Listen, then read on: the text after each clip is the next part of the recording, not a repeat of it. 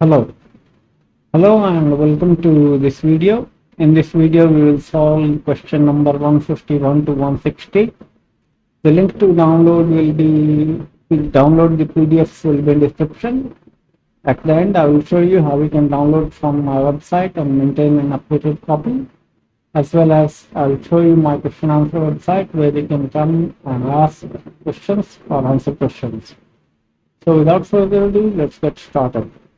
Question 151 says that without expanding the determinants, prove that there are two determinants whose sum is equal to 0. The first determinant is 103, 115, 114, 111, 108, 106, 104, 113, 116, 113, 116, 104, 108, 106, 111, 115, 114, and 103.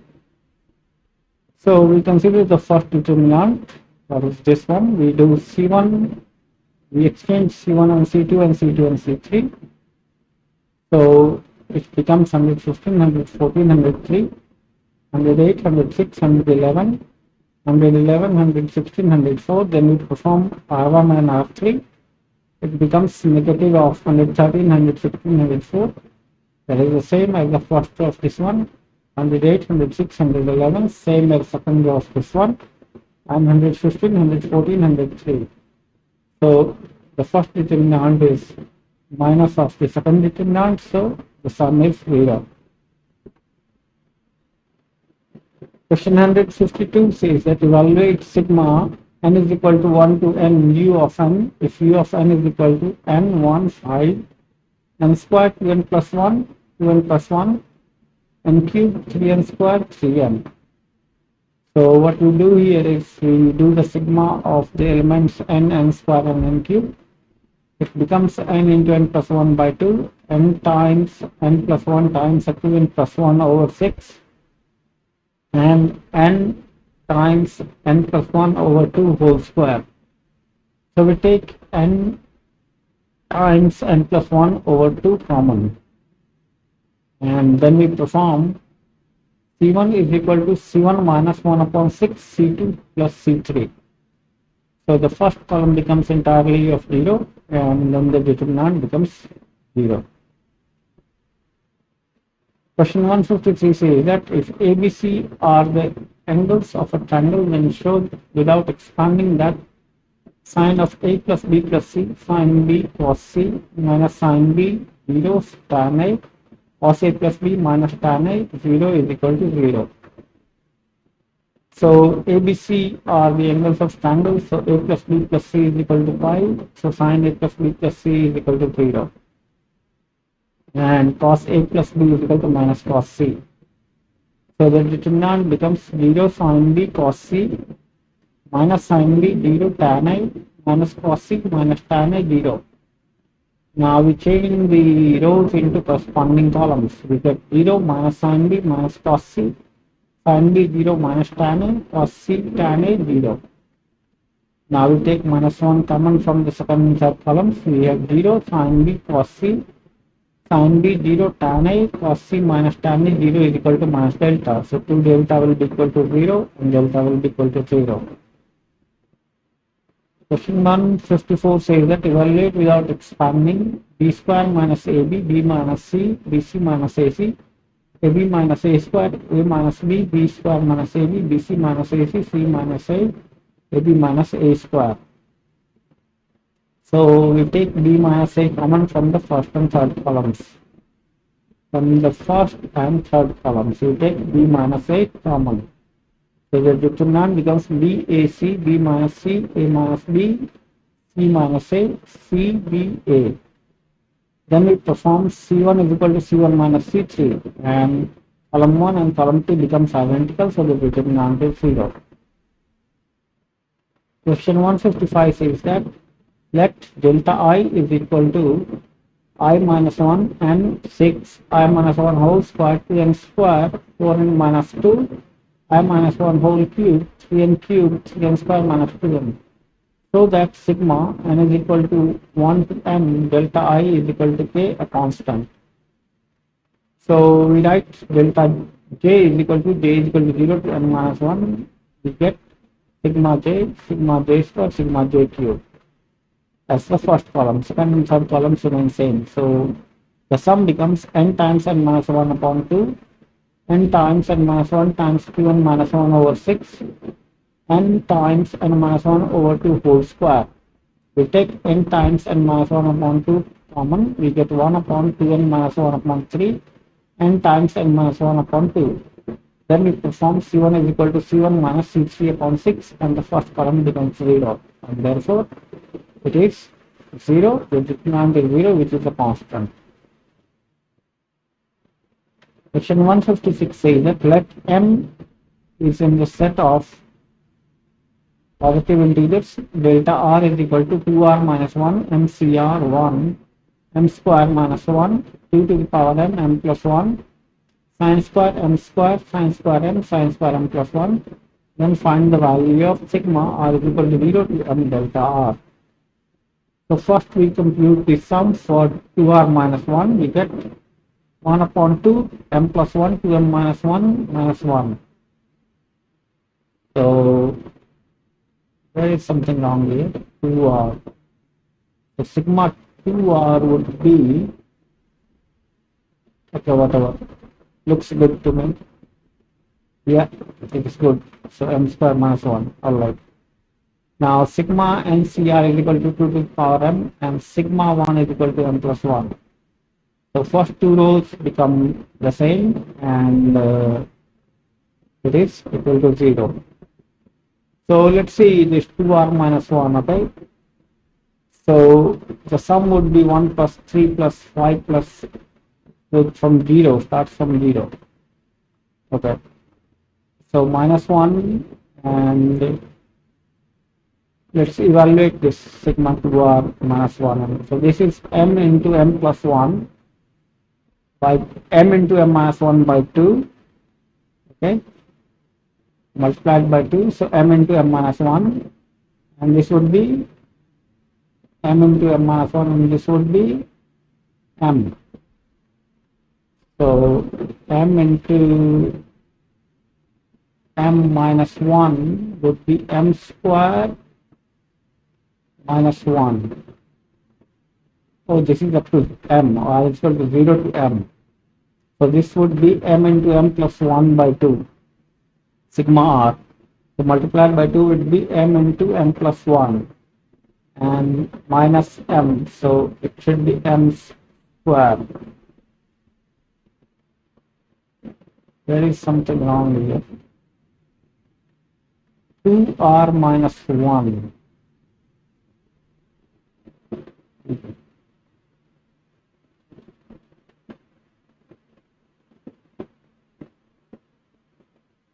So how this became m plus 1. Okay, so it will become m plus 1. Sigma, if you add sigma r is equal to 0 to m 1 here, it will become m plus 1. So m into m plus 1 minus m plus 1, that is m square minus 1, this is correct. Now question 157 says that show that the determinant xcr plus 1, xcr plus 2, ycr plus 1, ycr plus 2, zcr plus 1, zcr plus 2 is equal to xcr, x plus 1, cr plus 1, x plus 2, cr plus 1, ycr, y plus 1, cr plus 1, y plus 2, cr plus 2, zcr, z plus 1, cr plus 1, z plus 2, cr plus 1. So what we do here, we do column 3 is equal to column 3 plus column 2 on left hand side. So it becomes x plus 1 cr plus 2, and the second item becomes y plus 1 cr plus 2, and third column becomes z plus 1 cr plus 2, and we do c2 is equal to c2 plus c1. So it becomes x plus 1 cr plus 1, y plus 1 cr plus 1, and z plus 1 cr plus 1. The second column and first column become identical, and then we perform c3 is equal to c3 plus c2, and we will get the right hand side determinant. Question 158 says that if delta r is equal to r square r cube, n plus 1, 2n minus 1, 3n plus 2, 1, 2n plus 1 upon 3, n times n plus 1 divided by 2 show that sigma r is equal to 1 to n delta r is equal to 0.